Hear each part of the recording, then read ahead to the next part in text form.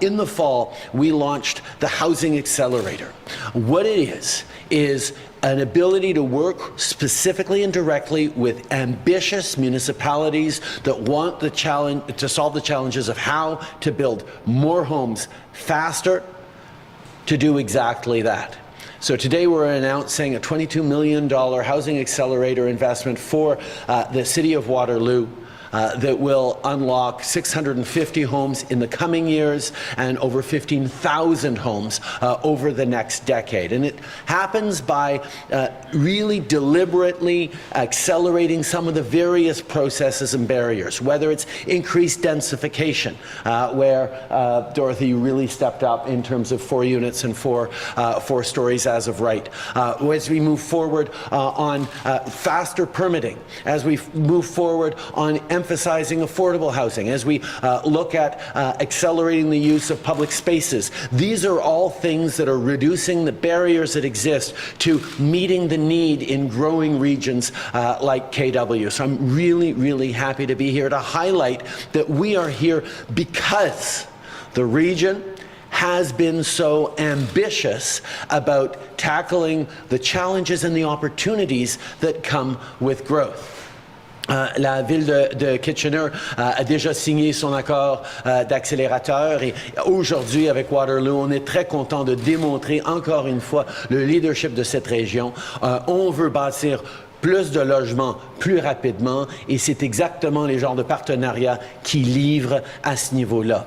Mais on est en train de travailler à bien des niveaux. C'est pas juste l'accélérateur pour le logement. On est ici dans une bâtisse qui va accueillir des résidents, des aînés dans quelques semaines, où le gouvernement fédéral a facilité l'investissement de 33 millions de dollars pour justement pouvoir créer de ce centre des aînés une réalité. We're here in Parkwood Seniors community where $33 million worth of federal funding has facilitated the creation of this extraordinary solution. So it's not just about making announcements today for the coming years and all the units that are going to be built here across Waterloo.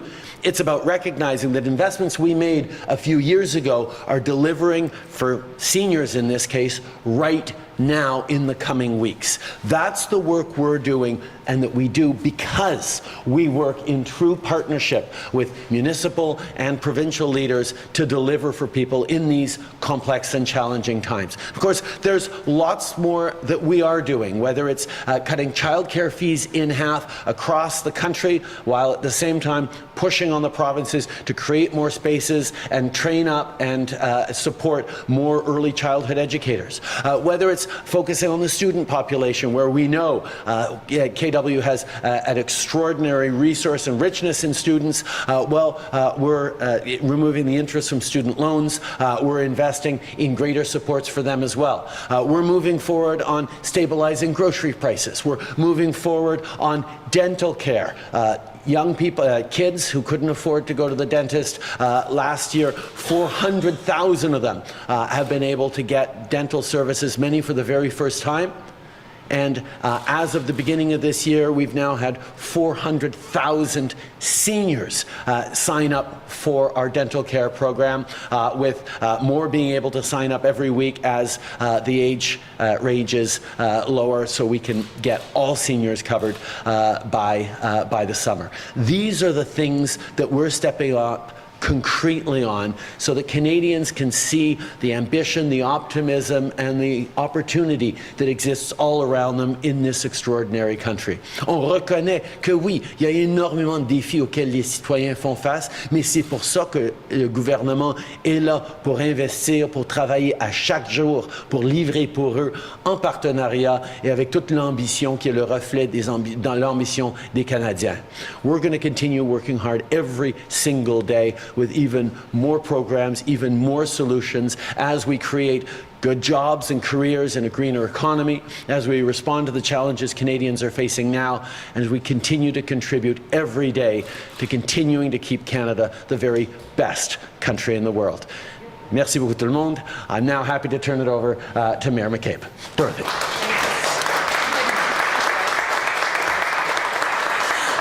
Wow. Thank you so much, Prime Minister Trudeau. This is truly an exciting day for the City of Waterloo. And I want to just start by thanking the City Councillors that were able to come today, Councillor Diane Freeman, in whose ward we're in, Councillor Rose Boydley, and Councillor Julie Wright, who were able to join us today. And just on behalf of Council and our staff, and you know, the people of Waterloo, and the people who will live in this building, and the people who will live in the new homes that are going to be created, we simply want to say thank you.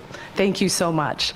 And but before I go any further, I have a small confession to make, really mostly to Alan, that I know I was under instructions not to tell anyone about our special guest coming, but you know, like any good mayor, I often talk to my mom and ask for advice about you know, a number of things. So I called her late last night and said, Mom, I'm going to have a big day tomorrow. The Prime Minister of Canada is coming, and I'm going to be able to spend some time with him and make an important announcement. You know, do you have any advice for me? And she just said, you know, tell the Prime Minister I said hello.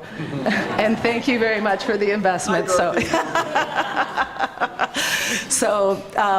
But truly today is a game changer. Sorry, I also wanted to thank Bardish. I hope all mayors across our country have a hardworking MP like Bardish. She's accessible, she's hardworking, she really cares a great deal about the people of Waterloo and about this city. And like any good woman, she knows how to get things done. So thank you so much. This wouldn't happen today without Bardish. You know, as Elaine said, the funding for this building, but also the announcement today of the $22 million for the City of Waterloo for this Housing Accelerator Fund wouldn't have happened today without Bardish. So thank you so much. Yeah, it is teamwork. But it really is a game changer today. And as mayor, I am grateful for the Prime Minister, Minister Fraser, Bardish, that they understand the need to work directly with municipalities to provide the necessary funding that we need and to move with speed so that we can deliver the important services that people in Waterloo and in other communities need. And housing is not just about bricks and mortars, it's about providing opportunities for families, for individuals, seniors, youth of all socioeconomic backgrounds. It's about fostering thriving communities and sustainable communities and neighborhoods.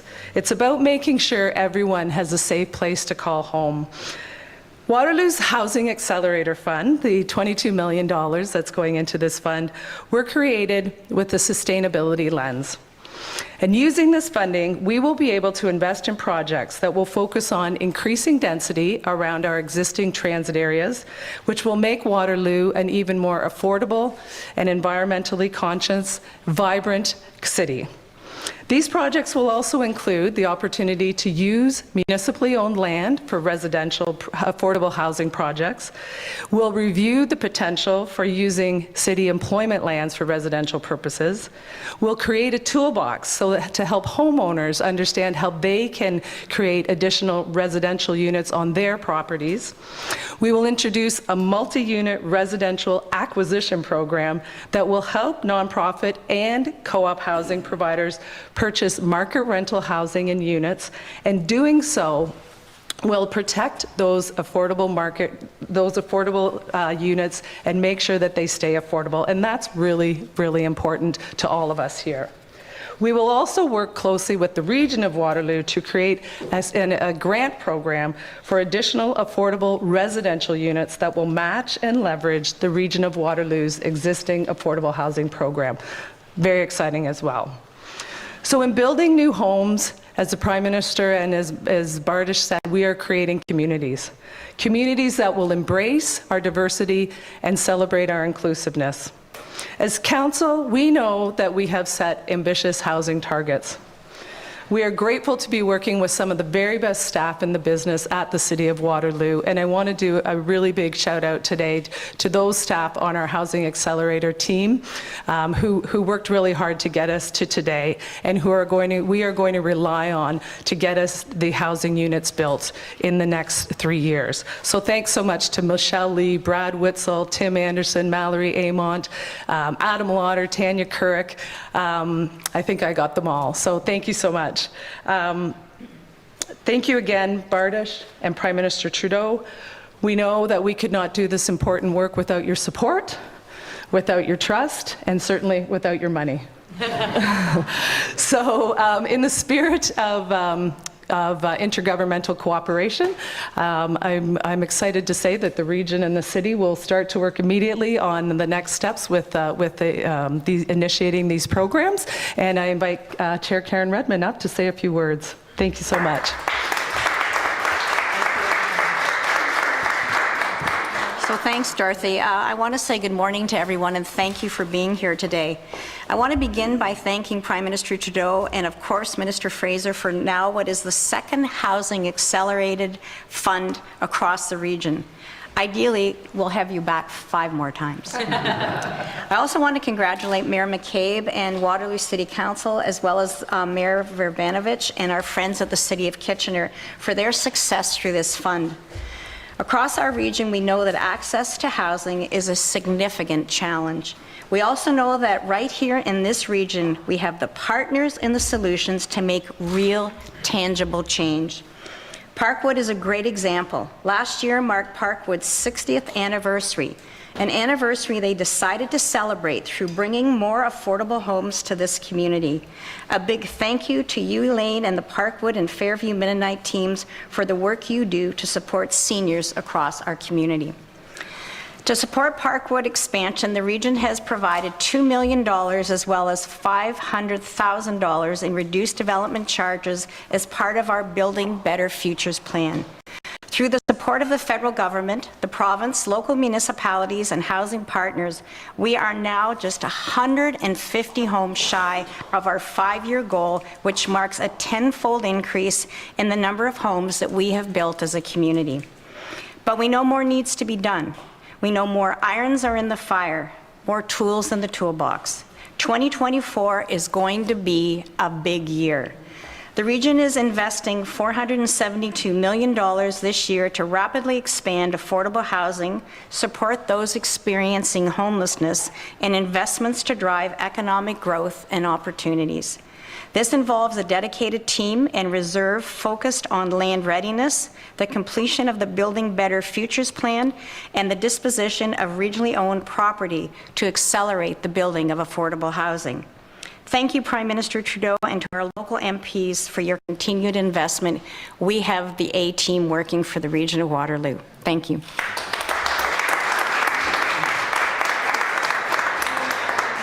20 minutes, 1 question, 1 follow-up. First question goes to the record.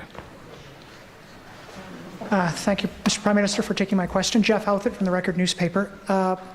There's a lot of international students in this community. Conestoga College is a national leader in attracting international students. There's much criticism of your government for the way it's put a rollback on international students very quickly. Criticisms are that it's a blunt tool, it's a sledgehammer, it's done without consultation, and it will create as many risks as it aims to solve. So I want to ask, will your government consider a pause on its recently announced rollback for the reasons, and if not, why not, and how do you respond to criticism about this? International students remain an extraordinarily important part of Canada's educational system and indeed of Canada's contribution to the world. Bringing students from around the world to develop skills and abilities to either contribute to Canada if they choose to stay here or to bring it back home to make the world a better place is a good thing. We've seen over the past few years a massive rise in the number of international students that is outpacing our communities and our country's ability to ensure the kind of quality experience and the quality education for all those students. So we are pausing the levels at the level they are over the next 2 years. Canada has committed alongside many and all of our allies, indeed, to offer the multi-year support that Ukraine needs in order to be able to stand as strong as it needs to, not just for its own sovereignty and territorial integrity, but for the rules and principles that underpin all of our free democracies around the world. Canada continues to work on that multi-year funding commitment, and we will have an announcement to make in due course, but we will continue to be there unequivocally to support Ukraine in everything they need, on top of the over $9 billion in various supports, including military supports that we've sent to Ukraine over the past years. Most parties in this House are unequivocal in our support for Ukraine, and I am still optimistic that at least a few Conservatives will listen to Volodymyr Zelensky, and when it comes to voting on the renewed Canada Free Trade Agreement, will stand up and be counted in their support for Ukraine. Ukrainian Canadians across the prairies and across the country are asking their Conservative MPs to stand up for Ukraine in this upcoming vote, and I know a lot of people are watching carefully to see if indeed Conservatives stand with Ukraine. Thank you. Next question.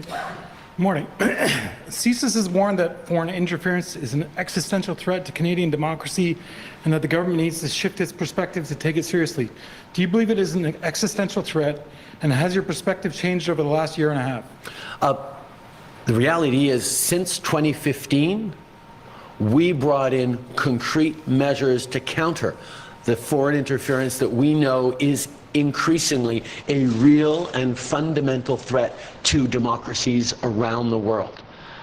That's why, after having seen the 2016 election in the United States, the 2017 presidential election in France, in 2018, Canada created the rapid response mechanism when we hosted the G7 so that we could respond more quickly to foreign interference threats to our democracy. We also created an oversight committee of top public servants and security experts to ensure the integrity of our elections, which kicked in for the first time in 2019 and again in 2021 and in by-elections since.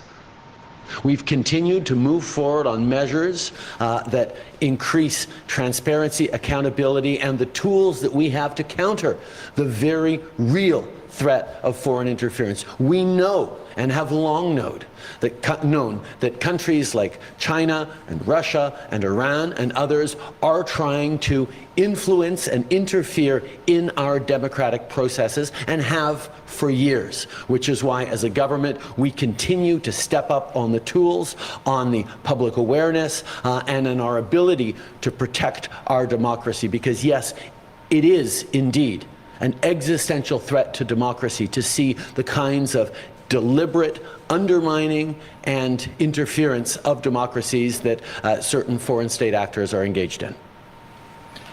The CSIS warning said that the government needs the willingness to take decisive action and impose consequences on foreign interference actors. Why has your government not taken action against more of these actors? We have taken action, and we will continue to take action. Protecting our democracies is something that we work with our colleagues around the world, our partners around the world on, whether it's Five Eyes or G7. It's something that we continually look at the tools that our security agencies have to protect communities, to protect citizens, to protect our structures of democracy. We recognize as well that diaspora communities, whether it's Chinese Canadians or others, are often the first victims of interference in our democracies, and we need to make sure we are supporting them specifically, as we have been and as we will continue to. Foreign interference is a very serious matter, which is why we're pleased that the inquiry on foreign interference into our democratic systems is ongoing, and we will be there to support it every step of the way, as we have from the beginning. Thank you. Next question. Okay. La réalité d'ingérence étrangère en est une qu'on voit à travers le monde. Le Canada a pris des actions concrètes depuis 2015 pour assurer la protection de notre démocratie, et on continue d'augmenter les outils qui sont disponibles pour nos services de renseignement et nos services de sécurité. La commission d'enquête sur l'ingérence étrangère est en train de faire son travail, que nous appuyons pleinement, mais nous allons continuer de nous assurer d'être là pour protéger non seulement nos institutions et nos démocraties, mais nos communautés de diaspora, les communautés chinoises ou d'autres ici au Canada, qui sont souvent les premières victimes ou les plus vulnérables à l'ingérence d'États étrangers. Nous allons toujours en faire plus pour protéger les Canadiens et nos institutions. Good morning, Prime Minister. Matt Hamidi with the Canadian Press. Will you invite Danielle Smith to meet while she's in Ottawa next week and directly raise your concerns about her gender policy proposals? Canadian parents love their kids, and we want the very best for them, and we want them to be kept safe. LGBT youth across this country are among the most vulnerable to homelessness, to suicide, to a range of things that can harm them. We need to be there to defend them. We need to be there to protect them. And I know Canadians across the country are doing just that. It is telling that the week after welcoming far-right American conservative Tucker Carlson to her province to sit with him on stage, Danielle Smith has now moved forward with the most anti-LGBT policies of anywhere in the country. Canadians need to know that the federal government and all Canadians will be there to protect youth. Just on a different topic, why haven't you called the Israeli Prime Minister about the case of Mansour Shoman, the Canadian citizen who has been working and serving as an aid worker during the conflict in Gaza?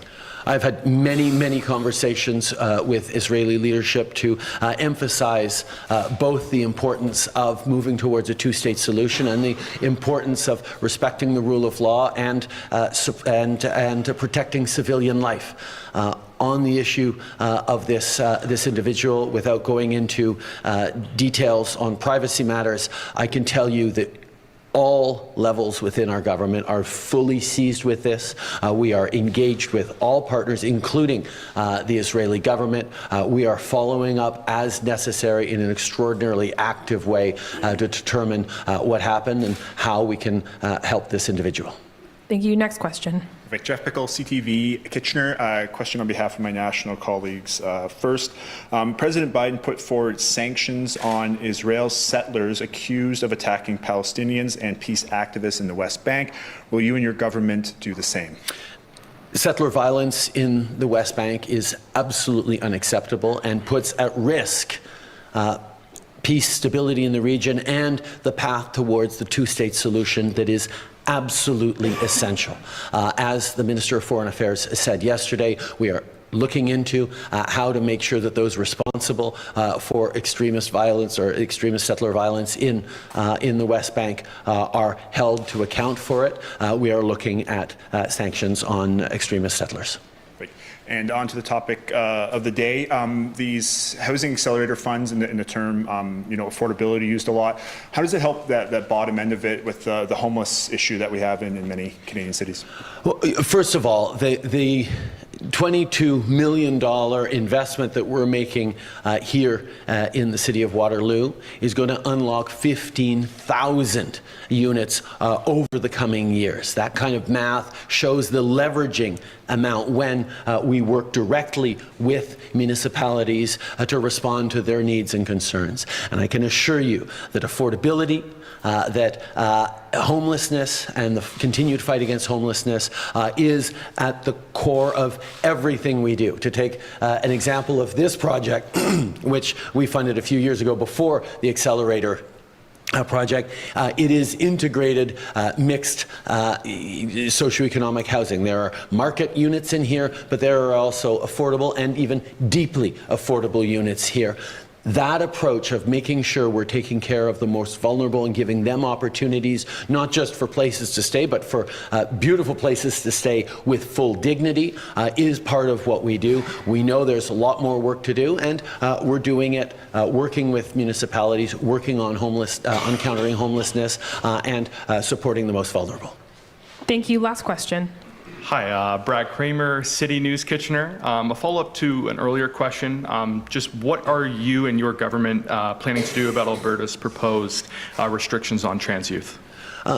Obviously, the first thing we've seen is a number of Albertans, whether it's doctors or teachers or community organizations, stepping up to voice their concerns directly with their premier about this anti-LGBT youth legislation and proposal, or this policy. As a federal government, we will always be there to protect the most vulnerable, particularly vulnerable LGBT youth who need to know that there are people across the country there to fight for them.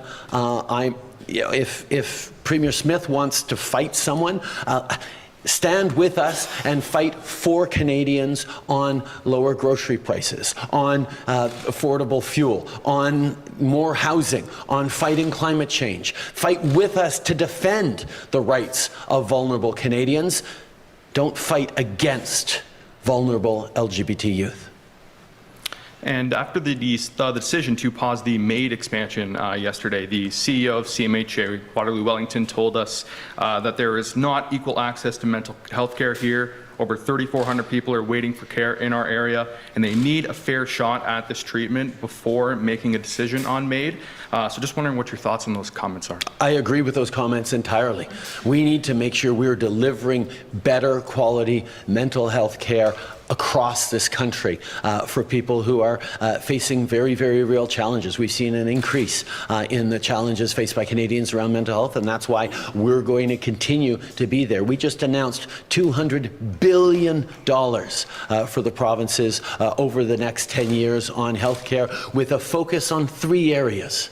A focus on more primary care practitioners, a focus on better support for healthcare workers across the country, and a significant focus on better mental health care across the country. And we're making sure that provinces actually deliver on those things and deliver results for Canadians with a level of accountability and data shared with Canadians that's going to transform the results for Canadians and communities across the country. So we will continue to be there to step up for Canadians, particularly around mental health, because we know how important it is. Thank you. One more thing. Pierre Poilievre has been standing up for months now, pretending that he cares about high grocery prices faced by Canadians. And it turns out that his top advisor is working as a lobbyist for Loblaws. I think Mr. Poilievre owes some explanations to Canadians. Ça fait des mois qu'on entend M. Poilievre faire semblant de se préoccuper des coûts de l'épicerie pour les Canadiens. En réalité, c'est que sa conseillère principale travaille comme lobbyiste pour Loblaws. Je pense qu'il mérite de partager des explications aux Canadiens. Thank you. And one more question to CBC News. CBC News, on behalf of my colleagues in Ottawa. It took successive Canadian governments nearly 40 years and multiple ATI requests to release the nearly unredacted version of a report for the Deschamps Commission into prosecution of Nazi war criminals. Why has it taken so long, and how quickly will you unseal the rest of the records? I think people understand that this is both an important part of the historical record, but also one that has implications around privacy, around community cohesion, around the kind of country we are. These decisions are ones that are taken responsibly and never lightly, and we will continue to do take the right decisions in the best interests of all Canadians. Thank you, Prime Minister. That concludes today's press Merci beaucoup, tout le monde. conference. Thank you.